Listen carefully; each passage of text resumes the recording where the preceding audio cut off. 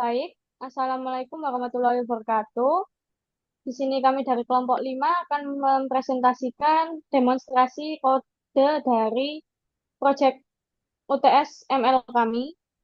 Di sini kami beranggotakan 3 kelompok, yakni saya Jovan Kavania dengan NPM 52, dan ada Esther Yunita dengan akhiran NPM 39, dan juga Tiara Utri dengan akhiran NPM 79.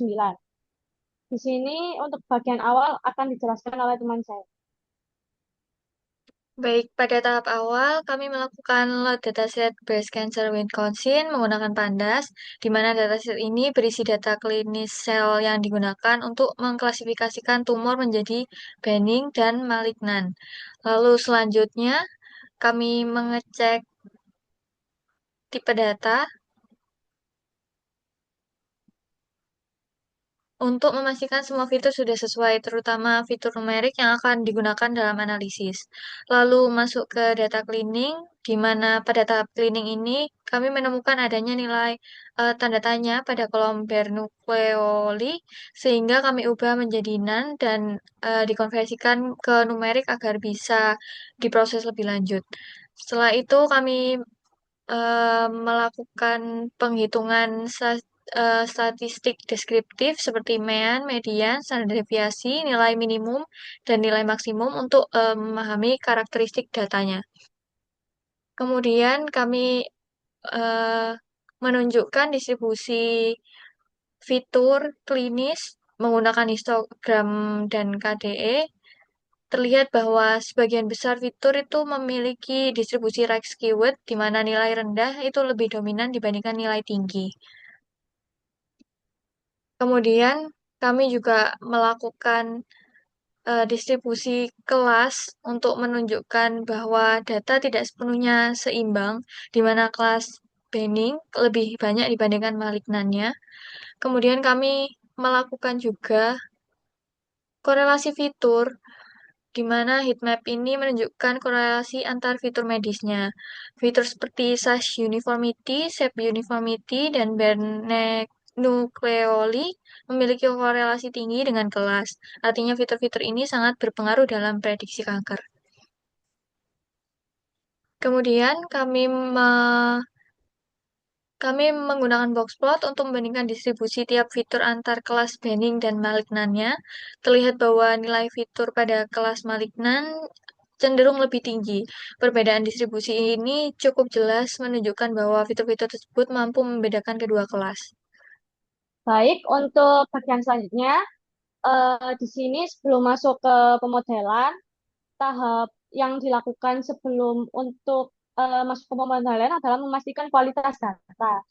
Sini kami mengecek missing value dan mengecek karakter yang ada, lalu ditemukan bahwa terdapat karakter dengan tanda tanya di kolom Bernoulli dengan jumlah 16 data. Sedangkan total data hilangnya 0 baris. Kemudian kita mengatasi tanda tanya tersebut menjadi NaN agar bisa diproses secara numerik. Di sini kami melakukan penanganan missing value dengan inputting median, kemudian memastikan tipe datanya itu agar kembali menjadi integer. Lalu nilai tanda tanya telah diisi dengan median. Lalu di sini selanjutnya saya akan melakukan fitur selection. Di sini saya memutuskan untuk menghapus fitur ID karena tidak memiliki nilai medis, sedangkan untuk mitosis dihapus karena di analisis korelasi heatmap sebelumnya menunjukkan bahwa fitur tersebut hubungannya paling lemah terhadap penentuan karakter dibandingkan fitur lainnya. Lalu di sini didefinisikan X dan Y dengan mengedrop kolom kelas dan di Y-nya adalah kolom kelasnya. Lalu di sini di print jumlah fitur setelah selection dan fitur yang akan digunakan. Selanjutnya kita lakukan pemodelan. Di sini kita memakai dua model yaitu random forest dan KNN. Untuk random forest di sini kita melakukan pembagian data terlebih dahulu. Pertama kita membagi menjadi dua bagian yaitu data untuk training sebesar 80% dan data untuk testing sebesar 20%. Kemudian kita inisialisasi model dan model kita training menggunakan data training, kemudian kita testing. Kemudian model menghitung skor risiko dan ini akan menghasilkan skor 0 Kemudian kita tampilkan hasil prediksinya menggunakan variabel yang y-test. Kemudian di sini eh, ditampilkan hasil prediksi model dengan tingkat keyakinan ganasnya. Untuk tingkat keyakinan ganas ini berasal dari 100 keputusan pohon. Jika 95 pohon berkata ganas dan 5 berkata jinak, maka eh, hasilnya adalah ganas dengan tingkat keyakinan 95%. Kemudian di sini kita lakukan evaluasi model dengan melakukan perhitungan akurasi dan presisi. Kemudian kita tampilkan confusion matrixnya juga dan klasifikasi report. Untuk hasil evaluasinya di sini untuk bagian evaluasi model didapati akurasi sebesar 96,43%, menunjukkan bahwa hampir semua sampel berhasil dikategorikan jinak ataupun ganas. Lalu untuk presisinya sebesar 95,45%, pada pengelompokan ini memberikan kepastian bahwa saat model mengidentifikasi sel sebagai kanker, tingkat akurasinya sudah sangat tinggi, sehingga mengurangi kemungkinan kesalahan diagnosa yang dapat berujung pada prosedur medis yang tidak diperlukan. Kemudian untuk confusion matrixnya di sini didapati bahwa true negatifnya sebesar 93 kasus, lalu untuk true positifnya 42 kasus, dan false positifnya 2 kasus, serta false negatifnya 3 kasus. Kemudian di sini kita tampilkan juga untuk 10 hasil perbandingan, 10 sampel hasil perbandingan. Di sini kita tampilkan data asli dan prediksi modelnya, serta skor risiko tingkat kepercayaan dan status prediksinya apakah benar atau salah. Baik, selanjutnya kita tampilkan untuk tabel perbandingan. Di sini ada data asli, prediksi model, skor risiko, dan status prediksi apakah model memprediksi benar atau salah. Kemudian kita bandingkan untuk kuantitasnya. Di sini data asli pada labnya untuk kasus jinak ada 95 kasus dan kasus ganas ada 45 kasus. Kemudian untuk prediksi modelnya ada kasus jinak 96 kasus dan ganas 44 kasus. Di sini dapat kita lihat bahwa model menebak untuk bagian yang salah hanya sedikit saja.